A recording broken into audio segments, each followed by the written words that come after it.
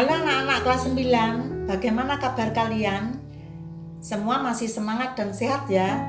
Kali ini kita akan membahas tentang sistem reproduksi pada manusia, yaitu subpokok bahasan yang kedua tentang alat-alat perkembangbiakan manusia dan fungsinya. Saya sudah menyiapkan PowerPoint bagi kalian untuk dipelajari. Silakan menyimak alat-alat reproduksi manusia dan fungsinya. Sistem reproduksi pada manusia. Setiap makhluk hidup selalu melakukan reproduksi. Mengapa? Demikian juga pada manusia. Tujuannya adalah untuk mempertahankan kelestarian jenisnya. Pada pertemuan kedua kali ini kita akan membahas alat reproduksi pada manusia, baik laki-laki maupun perempuan. Kita bahas yang pertama pada laki-laki. Alat reproduksinya terdiri dari sepasang testis yang fungsinya untuk menghasilkan sel spermatozoid. Kemudian sepasang vas deferentia atau saluran sperma yang fungsinya untuk lewatnya sel sperma dari testis menuju penis. Dan sebuah penis yang fungsinya untuk mengeluarkan sel kelamin jantan tersebut.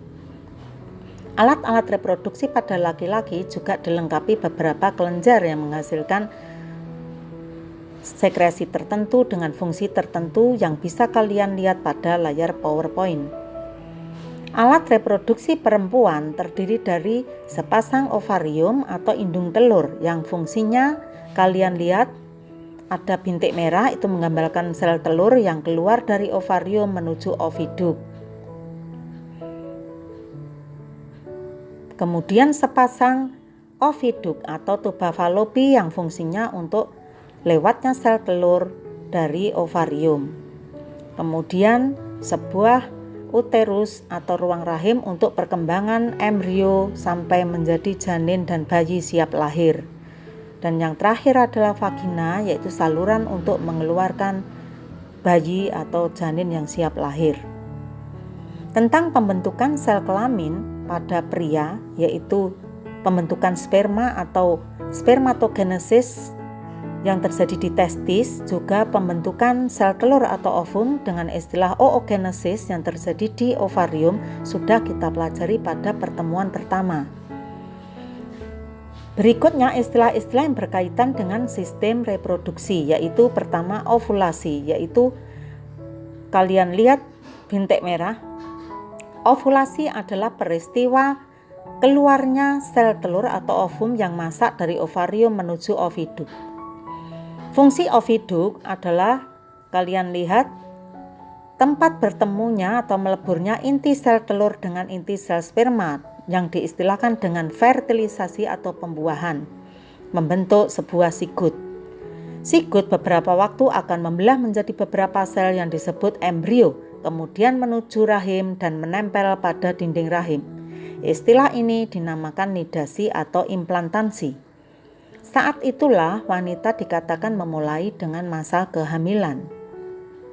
Pada saat itu terbentuklah plasenta pada dinding rahim ibu dengan tali uri yang menyalurkan oksigen dan sari makanan kepada janin.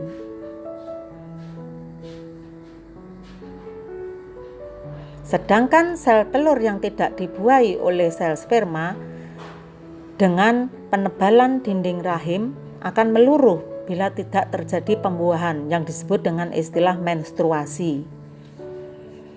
Pada layar tampak perkembangan embrio atau yang disebut dengan fase-fase embrionik yang sudah kalian pelajari di kelas 8. Fase embrionik tersebut adalah morula, blastula, gastrula, dan organogenesis.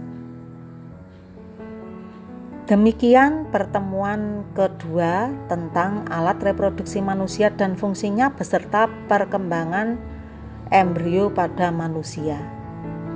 Pada pertemuan ketiga nanti saya ajak membahas tentang gangguan atau penyakit pada alat reproduksi manusia. Sekian, terima kasih.